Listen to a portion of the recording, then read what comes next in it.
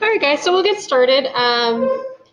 This is really going to be informal, and I'm going to caveat I'm sort of a faculty member for a few QI courses, so it's a little smattering of the co-curriculum that I do with the residents in physiatry, and then there's also a certificate course that's run through the Center of Quality and Improvement in Patient Safety that actually resides at Sunnybrook and Sick Kids. So I've had some help with these slides, and they're sort of shared sort of resources through the QI staff at U of T. So this is really a basic intro to QI. It's going to start to get you thinking about what type of projects you should select for quality improvement and how to get one done sort of successfully. So really the objectives are just taking a step back and thinking about what actually is healthcare quality, learning about how to select a QI project, how to set an aim statement, which we'll go into why that's important, and a few QI tools to help you with your projects along the way. And feel free to interrupt or ask me questions. As I said, very informal and laid back. So this actually stems from To Err is Human. And this book, I don't know if anybody's read it, but it actually came out in 2000. And I would say we're still not there. Like we still have not learned and corrected from this book. So this book actually came out, and it was a revealing book by the Institute of Medicine in the States about how many healthcare errors occur that result in patient safety issues as well as deaths. And it was sort of the real landmark book to start quality improvement in North America, worldwide actually. And from this book, and we can think about it even like the vision of Sunnybrook and a lot of hospital mission statements, it's really about providing the right care to the right patient at the right time. And so when you're thinking about quality care and safe care, those are sort of the things that you think in your mind. Is it the right care? Is it to the right patient? And are we doing it at the right time? Now, this is a bit of a quiz. There is an acronym for the 6 domains of healthcare quality, and it's STEEP. Does anybody know what they are? Patient-centered. Patient-centered is the P, so we got the P. Safety is the S, yeah. Efficient, effective. Yeah, efficient, effective. There's one more E. Timely. And then there's one more E. So we've got efficient, effective, and especially in a publicly funded system, we think about equity, equality, and equity. So you always think about your T. And when you're thinking about a quality improvement issue or project, you always want to relate, is it something to do with these 6 domains of healthcare quality? And safety is really, I mean, that's pretty common sense. Patient safety, like are there any harms, risk of mortality, morbidity? Timely is really like we're looking at wait times in the system. Are you taking too much time to do a process? Are there too many steps or unnecessary sort of manual steps that you could reduce? Same with efficiencies, like trying to make the system more efficient. Effective is really like evidence-based or using the best care for the patients. And equitable, I mean, in the ideal system, if you lived in Northwest Territories, you would get the same care as you lived in Toronto. But we know that we're struggling with the equity in the Canadian healthcare system. And as always, patient-centered, or I think the terminology is now changed to person-centered. And these 6 domains, so in 2000 was To Err is Human. And then in 2001 came out the Crossing the Quality Chiasm. So how are we going to fix the system that's broken? They came out with these 6 domains, and they've kind of stuck as the 6 domains of healthcare quality. So when you're thinking about quality healthcare, they should fit all these 6 criteria. So when we look at a QI project, I guess the beauty of it is, and I'm a clinician in quality improvement, is there's a lot to improve. So does anybody have an idea or something that they're working on now as a QI initiative? Siobhan? We're looking at the use of the inpatient discharge checklist across the organization and looking at updating it or reinventing it into something that best meets the needs of the team and the patient. Okay, so when you look at the 6 healthcare domains, which one do you think it fits most with, or there could be more than one? So person-centered. Yep. The essence of time as well. I say would be the big ones, and something that's efficient. Yeah. Good. All right. So that's what you know, there's a lot of quality improvement projects and you'd like to fix the system, but you want to pick one, first of all, that is relevant to the healthcare domains. And then we'll go through some other things that you want to consider when you're selecting a project. Because often you can select something and you're just sort of spinning your wheels because you're stuck and you just can't, you don't see the beginning, you don't see the end, and there's no progress that happens and a lot of work is done. So when you're looking at, and these slides will be available to you, there is some criteria. You want to look at the frequency and the severity of the problem. So everybody's getting a discharge summary or assessment, so that would be a very frequent problem at St. John's. We have 154 beds, there's 154 patients that are getting discharged, so that's very frequent. But there could be very severe problems. So it could be a very high risk quality problem. Like we have a patient that passes away because their INR was super therapeutic and nobody could see that value in our system, right? So there's things that might not be frequent, but they're severe and risky enough that we should tackle that problem to prevent further deaths or adverse events in the future. So that's the one thing that you should look at. If it's like a really infrequent, rare thing and, you know, it's kind of a unique, like fun thing to tackle, it might not be a great quality improvement project. It might be fun, but it's not going to get you a lot of bang for your buck. The other thing to look at, and this often is where we're, you know, when I'm looking at the lab values in the system, this is not under my direct control. I do not have the power to tell IT to, you know, put this St. John's rehab values in our system, right? So it's just not under my control. So right now I'm choosing, I'm not going to tackle that QI project because it's just not in my scope. It's better suited for management. So you want to see if you or your team members have the ability to implement the change that you want to see. And is it feasible? Like, do you have the resources? Do you have the time? Is this going to cost money? Are there any associated costs if you change the way you're doing things down the road that maybe the hospital can't provide? So those are things that you need to look at. Can your project be done with the resources that you have available to you? And then there's also the possibility of unintended consequences. So if we look at Siobhan's example, you know, maybe it's a new form or something, so you have to do education or training with staff. That may take time away from clinical activities. Maybe it's an extra step with the checklist that people don't have time for, or who's going to do that checklist? Is the team coordinator? Is it the nurse? Is it the physio? I see it's Merle. It's going to be Merle. So there's things that you have to think. You know, it's great that we have a checklist. It's great that we're going to standardize how we discharge patients, but who's going to do that role? Are they comfortable with doing that role? And are they aware of it? And, you know, is it feasible? Are these consequences feasible in the system that you're working in? And then lastly, it's really about stakeholder engagement and synergy with your organization. So you want to make sure that, you know, you're in an environment, you're not just operating by yourself, that you want to, you know, have an engaged team and that it's sort of coinciding with either the hospital strategic plan or if they have a quality improvement initiative, is it along sort of their criteria?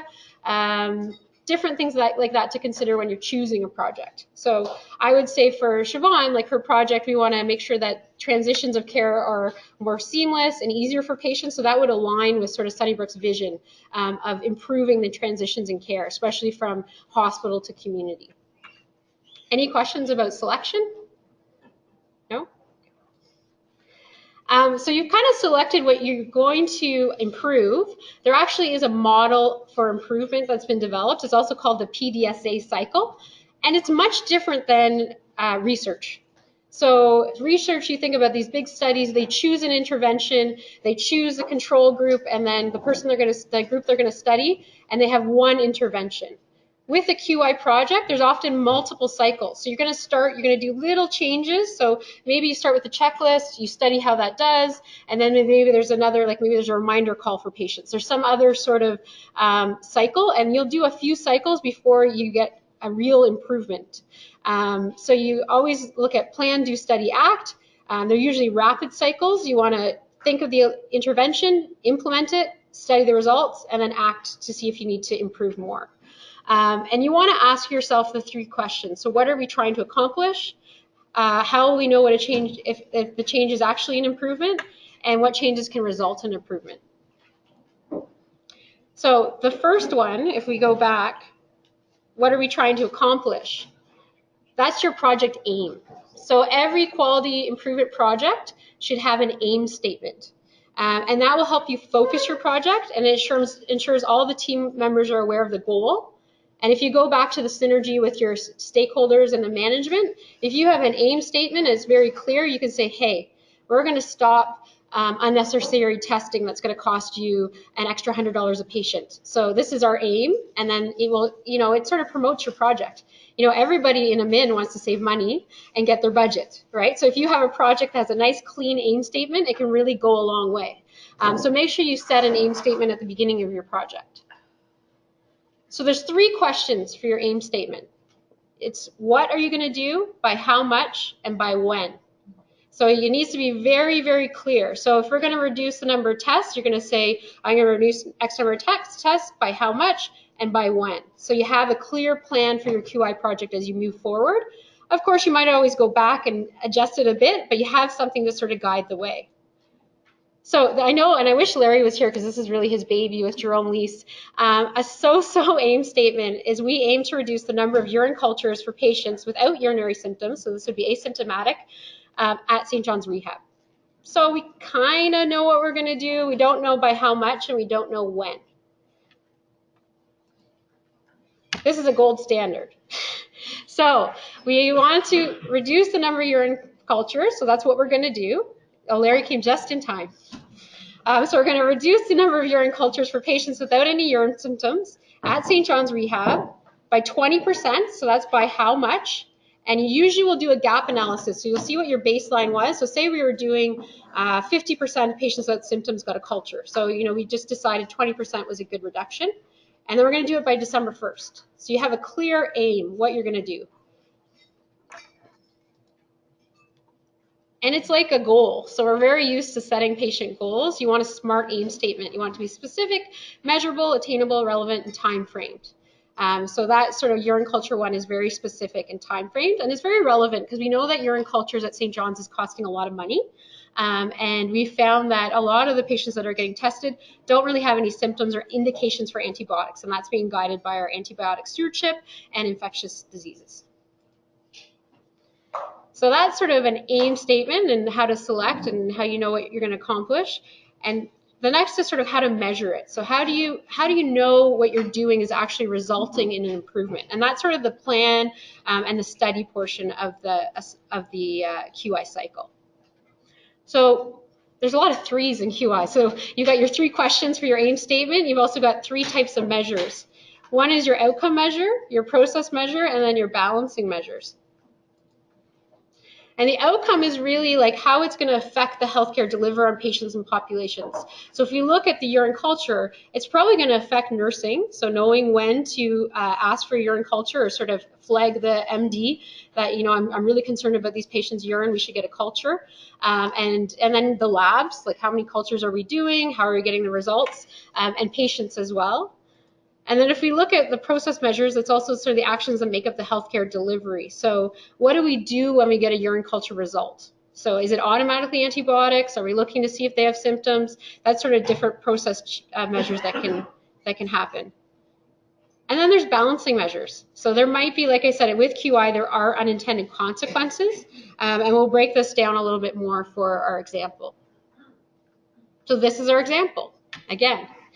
So the outcome measures are really, if we're looking at that percentage, so we're going to reduce it by 20%, we want to know how many people without symptoms are getting urine cultures. And like I said, you want to get a baseline before you get started. So if you can work with pharmacy or ID and just see how many cultures we're doing and trying to review a few charts. Does anybody know, so when we're doing research studies, we're looking at big numbers, but for QI studies, does anybody know how many charts you usually have to audit to get a good baseline? 20. Yeah, if you do 20 charts, they've done confidence intervals. You only need to do 20 charts for any of your QI projects to get a good baseline and to sort of base your QI intervention on. So it's a much smaller number, a much more doable number than RCT or some of the other research studies we're doing. So what we would want to do is to maybe look at 20 patient charts of people that have had urine cultures, see how many had symptoms, see how many didn't. That would be a baseline, and then sort of follow that outcome measure as we roll out the initiative. We would look at sort of all the patients that have been having the CNS taken. And then really the balancing measure, and we've been talking about this in our staff meetings a bit, is there's a chance you might miss a UTI. And especially in our populations, we have people that have strokes that can't express their symptoms. They might have a severe depression, maybe a cognitive impairment or an aphasia. So, there is a chance that if we're only listening to people verbalize, I have frequency, burning, I see blood in my urine, that we might miss some UTI. So that's really an unintended consequence of this QI project if it moved forward. That's our balancing measure.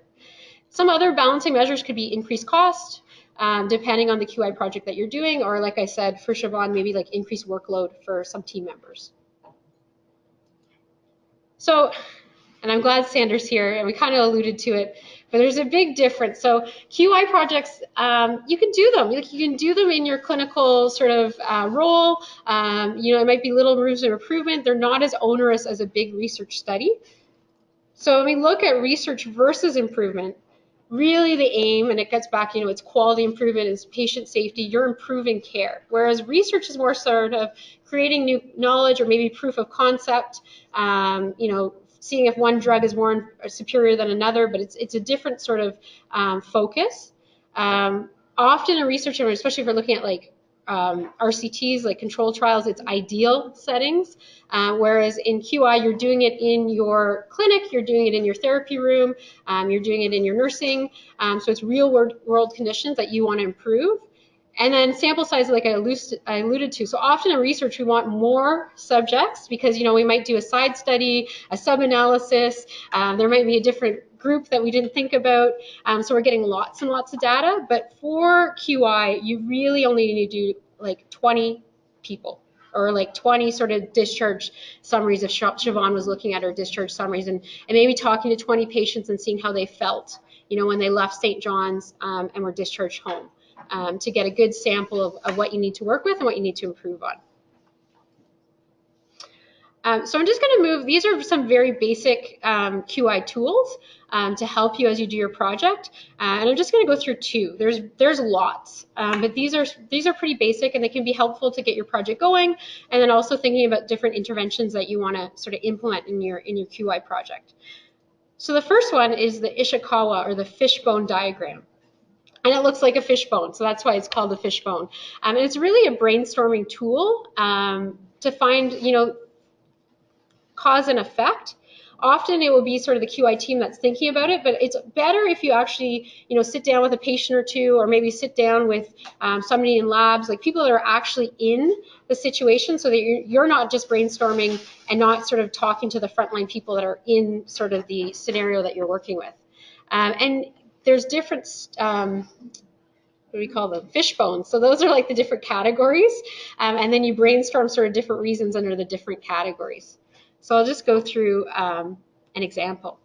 So this is one that the geriatrics residents did a few years ago, looking at why do people miss geriatrics clinic? Like why are so many people no showing to our clinics? So when you're doing a fishbone, this is sort of what you're looking at. So this is the QI issue. So for us, it would be, if we go back to our urine samples, how come so many people without urinary symptoms are getting urine cultures at St. John's? So that would be sort of the head of the fish.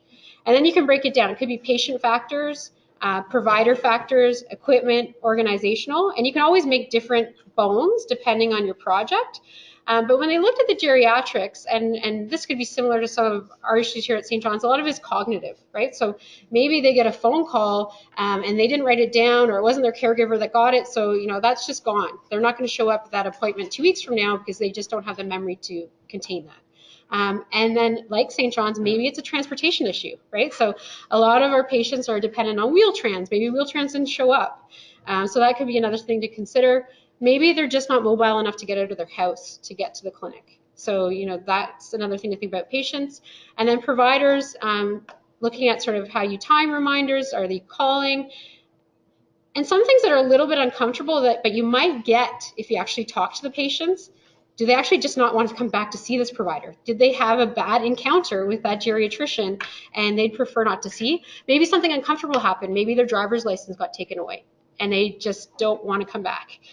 So there could be different reasons, and you really won't, if you're just sitting with a geriatrician and maybe the admin staff that books the clinic, they might not know that reason. The patient's not going to tell them, the caregiver's not going to tell them. But if you had someone, an outsider, a third-party person, you know, questioning a few patients and seeing, that might get the actual root of your problem. The other, like when you look at equipment, maybe it's, you know, they're lacking postage or office supplies or admin support, so they're just not able to follow up with their patients to get them to clinic in a timely manner. And then same with organizational. So it's big things like, and then we look about, when we go back to our thing, is this under control? Can we change the parking at St. John's? No, you're not going to use that to like form your quality improvement initiative, but you might look at some of these other things that you could change to make sort of clinic attendance better. And then this is sort of my baby. In my engineering career prior to medicine, I was a process mapper, and it's used a lot in healthcare. Some of you might have run into it lean, like sort of lean events, but it doesn't necessarily have to be just for lean. It's really key to know your process if you're trying to change it, so you can't improve what you don't understand. If you don't know how the patients get told their clinic reminders, then how are you going to make them show up for clinic? Right? Like, and you really need, like anything in life, you need a map to know where you are and where you want to go, and sort of track along the way how you're changing that map.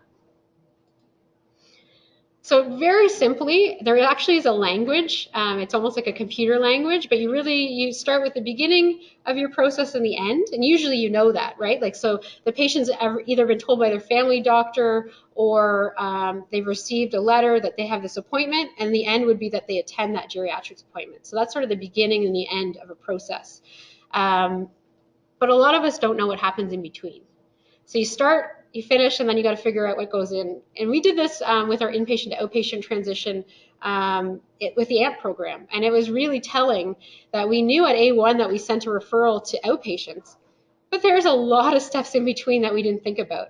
And it came out that we actually didn't know that the outpatient therapists were using their assessments to determine the therapy schedule for the patients. And because we were just like, oh, we're gonna stop this assessment, but then there's a lot of other things that came into play, and Adam was key in sort of finding that out and then just standardizing the pathways more. But if we hadn't mapped it out and we hadn't talked to the physios and the admin staff and the OTs, we would never have known, and we could have made some drastic changes to the process that would have had a lot of unintended consequences, a lot of balancing measures that would have been headaches. So really knowing your process is key. You want to start with major high-level steps. Rectangles present sort of actions, and diamonds represent decisions. So if we look, and this will be for Grace, so if we prescribe Lasix, you know, one of the decisions, and not at this hospital, would be, you know, is it a paper order? Is it a verbal order? Is it keyed in? And then how does pharmacy get the order? So that's a very high-level step. And then once they get the order, they'll dispense it.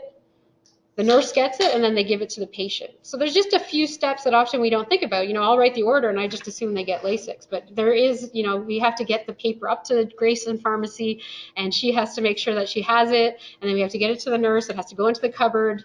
And then, you know, there's a lot of steps that you look at when it's simple problems. And depending on how detailed you want to go, and it really depends on what type of interventions you want to do, you'll map out it further. And so you'll talk to the nurse. So you'll talk to Dorinka and say, hey, what happens when you get an order for Lasix?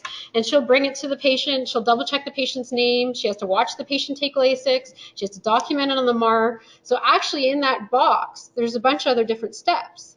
And every step you're going to look at as an opportunity. Because if you're looking at improving a process, you know, there's steps along the way that need to be sort of either redesigned or, you know, how can we make this easier for you? How can this be more efficient? And if you're unclear about it, which a lot of times will happen, we say to make it like a cloud, like you're brainstorming. So then you'll maybe talk to Grace, the pharmacist, and say, what actually happens when you get that Lasix order? How do you get it down to A1? And then, you know, just drill down to see what actually is happening. So process maps are key. I would encourage, if you're going to do a QI project, to do one. If you need any assistance, I'm available. There's lots of resources online, and it really gives you a visual map of what's going on. But it's only as accurate as you are. You have to be honest. You have to realize, I do not know everything about this process. I need to talk to the people that are actually doing it. So a lot of things can happen if you make assumptions. There's no assumptions in process mapping. You need to actually observe it or talk to the people that are doing it so that it's accurate. And it's going to show you where the bottlenecks are in your process, where there's variation in practice. And you can look at it, can you standardize it? And are there any steps or handoffs that can be eliminated to make the process more efficient or effective, or maybe more patient-centered? So these are the keys. And if you can remember, like I said, no assumptions. You're going to talk to the people that are actually doing the process. You're going to talk to patients that are actually going through the process. If you can't talk, you'll observe them. Some people, you have to get permission, but you can get videotapes. You can record, see what's actually going on. You want to be that fly on the wall so you actually know, was it a bad patient encounter and that's why they're not coming back? And you want to use the map to strategically plan your improvement initiatives. So that's sort of some of the tools. And then now how do you decide what you're going to do? So what changes can result in an improvement? And a lot of times we think a solution is good, but it is like a square peg going in a round hole. So, if we'd say, Grace, we'd love to do electronic ordering, like we can't, right? Like, so there's some things that, it's a great solution, or, I really want a My Electric hand to fish with. Well, no, we know that it's not waterproof, so that's not a good solution for your problem. So really trying to choose what interventions to start with. And like I said, they're going to be little cycles. So you're going to have more than one intervention as you're going through your quality improvement process. And when you look at your interventions, you're going to look at two things, a change concept and a change idea. So a change concept, and we'll go through it as a general notion or approach to change. And a change idea is what you're going to do. So how are we going to reduce the urine cultures? Is it going to be nursing education? Is it going to be a forced order set?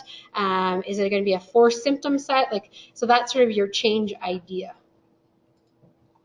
So some common change concepts in QI and healthcare in general, you'll seem familiar. You want to eliminate waste. So you're going to remove unnecessary steps or costs. Error proofing, so that would be like the forced order set. Like you can only order a urine culture if. And it's easier to do if we have electronic ordering because it will actually block it unless these patients have these symptoms.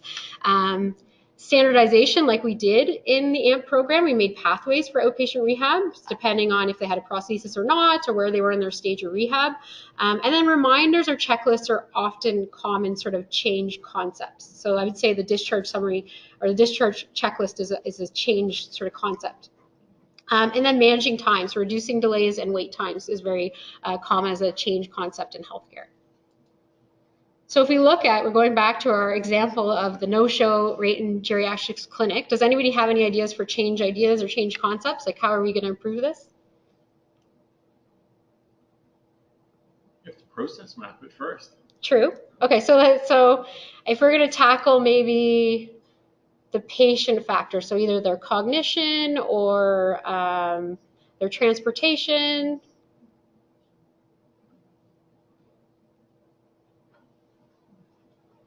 The reminders is probably the easiest place to go. Yep. Cognition, you may be limited in terms of how much therapists is going to develop. Yep. Reminders. Yep. Reminders could. Potential. Yep. So the theory, so if we look at our Fishbone, it was the patient's cognition. They're forgetting their appointment date and time. Change concept, reminder. So, but then you have to think about reminder. If you keep reminding that same patient that forgets their date and time, then that's not a good intervention, right?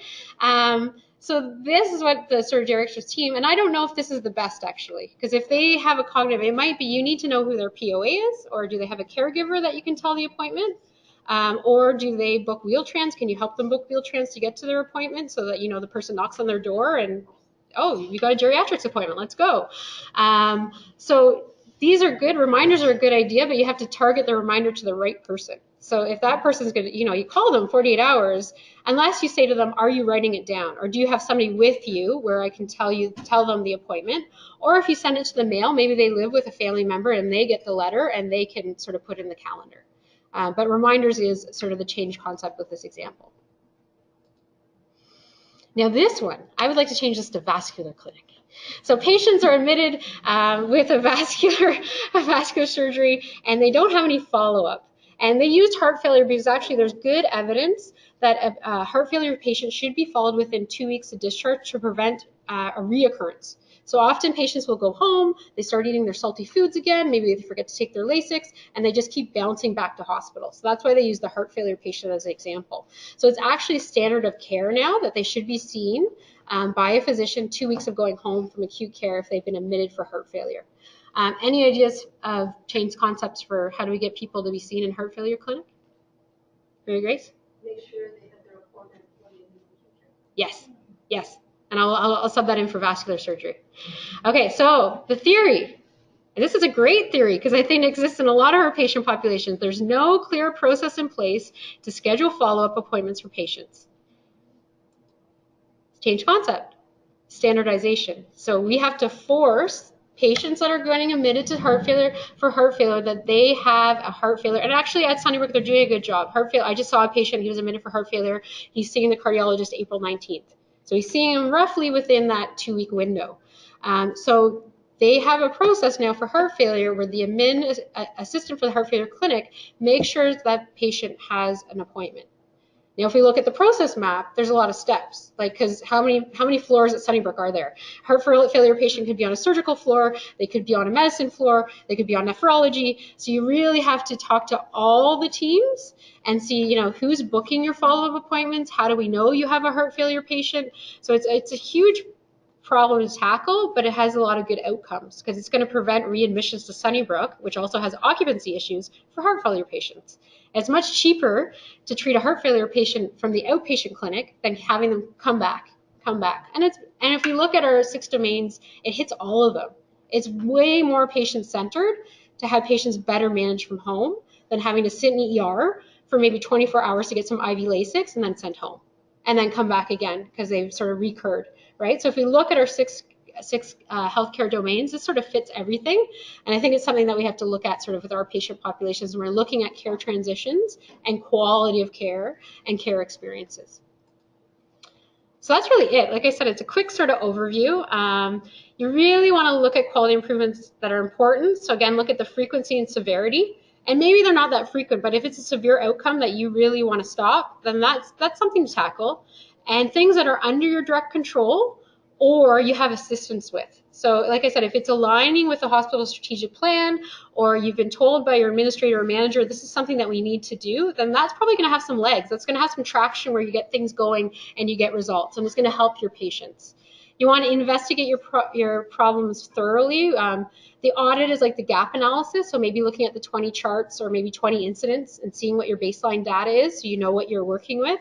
And then brainstorming with the Fishbone and making sort of a process map. So you know where you're going, and if you decide that you're changing a step, you can sort of track, we were tracking the wait time from inpatient to outpatient rehab. So we looked at our baseline, it was about 32 days. Our target was 7, we got to 9, but we were able to track that with sort of each intervention that we made. And we made like 4 or 5 improvements over about a year and a half time. And we could sort of look at the data as we were going. You want to articulate a theory, so that's your change concept. So, is it a reminder, is it standardization? And that can help you identify solutions that map to your quality problem. And very, very key is to identify and engage key stakeholders. It's not just the people that are here, but it's the people that are working with the patients, and it's the patients. The patients are key. Listening to their experiences, seeing why they didn't have a good experience or outcome will lead you to some quality improvement interventions that can be really, really successful in the long run. So that's it. Again, I'd like to thank sort of my colleagues at CQIPS. I welcome any questions or discussion. Any ideas?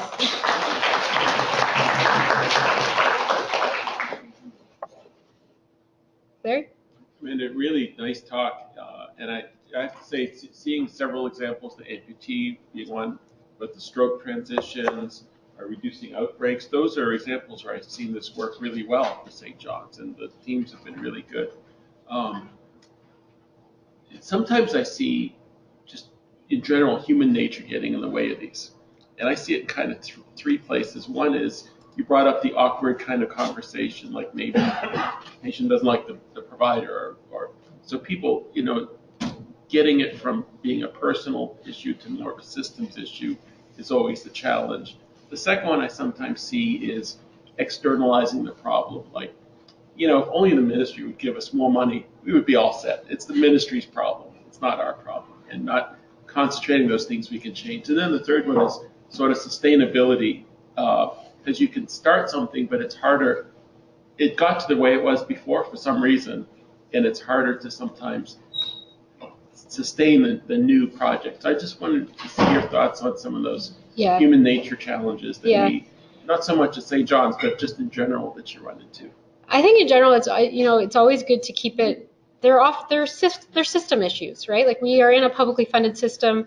We have resource constraints. We have patient. Sometimes we're over capacity, or there's just things that we can't deal with. So often when you're trying to tackle your problem, you're trying to make little changes. If you try to, it's like the RCT. If you think I'm going to do this and this is what we have to do, and absolutely that's not going to work, because you're just going to be banging your head, and you're dealing with the budget, and so thinking about little tiny changes when you're going through your cycles, and depersonalizing. As you go through, and especially when you're process mapping, and to get honest answers, you might have a third party or somebody who's not biased to do your process map or to do your audit, so you get an honest answer. And then culture is big, right? So people get used to doing things the way that they did, but if you keep going back to your aim or the 6 domains, I don't think anybody wants to say, I want to provide an unpatient-centered experience. Right? Like, so how do you tie your project to that, the healthcare quality domain, and how do you engage the people that are involved in your project? And this is going to help, right? Like, and you might try a quality improvement. We tried it with the residents, amputee patients bringing medications to clinic, and they were convinced that one was going to help, like changing the referral form online.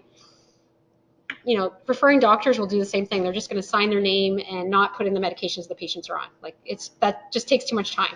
So, we just had to step back and say, okay, that didn't work. What are we going to do next? So a lot of QI, much different than research. You're going to have an intervention that's going to change, and you're going to have some interventions that just don't work. And then you just reflect on that, and maybe go back to sort of that fishbone and think of a different theory or a different reason why your system's not working as ideally as it is. So along those lines, is there a process for reevaluating kind of the outcome of everything after your QI project has been implemented? Yeah, so you're always going back to your aim statement, right? So if you look at this, so we'd always go back to the 20% and then the time. And often, like, we thought the inpatient to outpatient aim project would take 3 months. It took 18. Right? So as you're going through your project, you might revise your aim statement. If you are, you need to let the team know, because the team's waiting and thinking December 1st, yay, it's going to be done. We're going to be down by 20%. So if you come into something and you still want to engage your team members and the admin that are sort of supporting and providing your resources, you've got to sort of be open and honest with your aim statement if it's changing along the way. Yeah, but I would say the aim is really your vision for the project, and what's sort of when you're looking at your focus and sort of your outcome, then you would tie it back to your aim statement. Very good. Yeah, I think the other piece to that, in terms of it being an evolving process, is go back to Mary's point around sustainability, but also recognizing that making a one change, although that's great and you were successful, maintaining it and maybe looking for other opportunities to, maybe the 20% goes up to 30%, or maybe there are other things that you discover through the process. Yeah. It's really turning it into more than just one event, that is continuous quality improvement and opportunities to leverage your learnings and your findings. Yes, yeah. Like I would say, in our daily lives, we should always be improving, right? Like we're always, you're never happy with the status quo, but like how can we provide better care for our patients, more efficient, more effective, especially in the publicly funded system. All right. Okay. Well, I'm available if you need any help with QI projects in the future.